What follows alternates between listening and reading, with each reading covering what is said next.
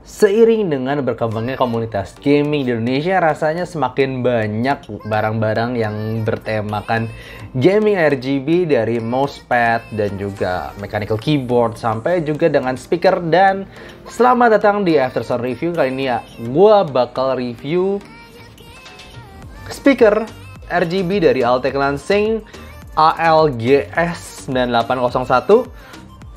Dan sebelumnya thank you dulu NYK Nemesis Indonesia yang udah kirimin sampel reviewnya ke gue untuk gue review. Dan harga dari Altec Lansing speaker ALGS 9801 ini adalah sekitar 200 ribuan aja. Jadi yes, ini jelas speaker low end, jadi jangan berharap super tinggi dulu dari awal review ini.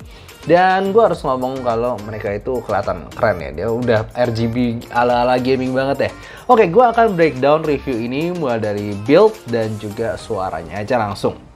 Untuk build quality-nya sendiri sebenarnya simple banget, dia itu ya kotak dengan bahan plastik overall, kecuali grillnya yang metal ini. Dan dia ada tombol volume di satu tempat, sorry bukan tombol, ini knob volume.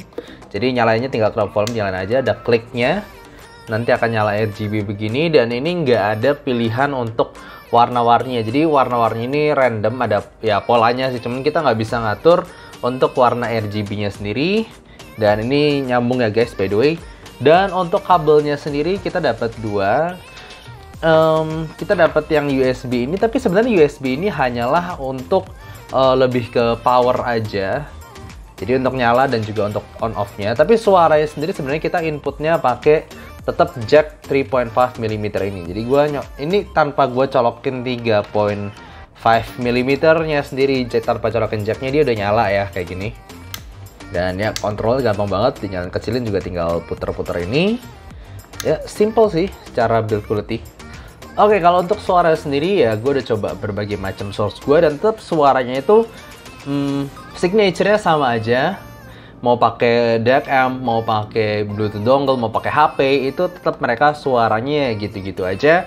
Dan buat gua ini jelas secara pengalaman gua, jelas ini frekuensi response-nya main lebih ke mid range aja. Jadi jangan berharap bass yang dalam, jangan berharap treble yang terlalu tinggi banget, karena ini jelas bass and treble-nya kerasa ada rolled off.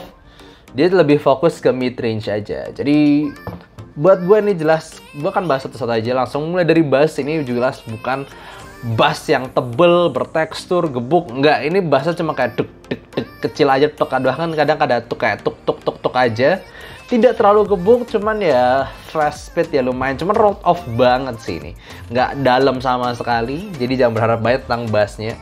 Kalau mid range-nya sendiri lebih fokus ke area yang nggak terlalu tinggi. Jadi buat gue dengerin suara cewek kayak Joyce Ju ataupun gue dengerin Taeyeon, gue ngerasa secara teriaknya itu kurang keluar di upper mid range. Ini lebih main ke area mid range sekitar 1 atau 2 kHz. Rasanya tidak terlalu bisa extended dan tidak terlalu maju juga. Jadi ya emang ya fokusnya gitu-gitu aja. Dan juga treble-nya sendiri bukanlah treble yang extended dan juga tinggi dan jauh dari piercing. Ini sama sekali nggak menyakitkan untuk didengar. Tapi masalahnya ya ini layaknya lu denger speaker ataupun IM yang maksudnya suaranya tuh mid range doang gitu loh. Gue yakin dan nggak neutral, ini nggak neutral jelas nggak neutral flat gitu ya. Dia ya bass nggak dalam, treble nggak juga tinggi, cuman ke area mid range yang very safe aja. Lu denger nggak bakal bikin pusing, lu denger nggak bakal bikin sakit kuping. Tapi at the same time tetap kalau buat gue sih, no, ini suaranya terlalu terbatas frekuensinya. Gue nggak bisa dengerin bass yang dalam, gue nggak bisa dengerin, maksudnya ya fokusnya cuma gitu doang. Bass nggak dalam, treble nggak tinggi, vokal pun ada tapi nggak clear amat, nggak sweet amat. Jadi kalau gue ngomong aja sejujurnya soal suara doang ini bleh. Gue sama sekali tidak bisa merekomendasikan doang kalau suara doang. Kalau lu mau 200 ribu beli IM aja kalau misalnya nggak mau. Oh ya ini kan speaker tapi beda ini juga beda kehidupan juga anyway dengan IM. Tapi kalau kita ngomongin secara sound quality alone, sound quality doang, buat gue lu bisa beli kayak di 200 ribu macam CC ACRA atau CC apa namanya, beli KZ EDX Pro atau ya KZ CCA gitu. Atau bahkan nabung sedikit lagi ke Moondrop 2, itu buat gue udah dapetin frekuensi response yang jauh lebih baik dari sub bass sampai ke treble area dibandingkan ini berdua.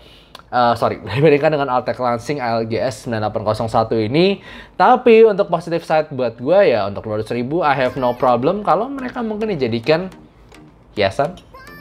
Karena memang ya lucu, warna-warni gini dengan bagus. Cuman ya kalau lu tanya gue sebagai audiophile, lu tanya gue sebagai yang biasa ngukur frekuensi response dan juga ya banding-bandingin banyak hal itu, ini jelas frekuensinya sangat terbatas. Hanya di mid-range aja, itu pun nggak lepas dan itu pun nggak detail dan secara teknikalitas juga kurang. Staging maupun imagingnya itu berasa numpuk-numpuk di satu tempat yang kecil. Jadi gitu aja untuk review kali ini dan semoga kalian suka. Dan kalau kalian suka jangan lupa kasih like dan subscribe dan see you next time. Bye-bye. Kalau kalian tertarik dengan seputar kehidupan gue yang lebih nyantai tentang audio, bisa follow Instagram gue dari description. Dan juga rank list IM gue juga gue taruh di description. Dan selanjutnya gue juga berbagi ilmu tentang audio di playlist Soundblog berikut. Dan jangan lupa untuk saksikan live gue setiap hari Jumat jam 9 malam. See you next time.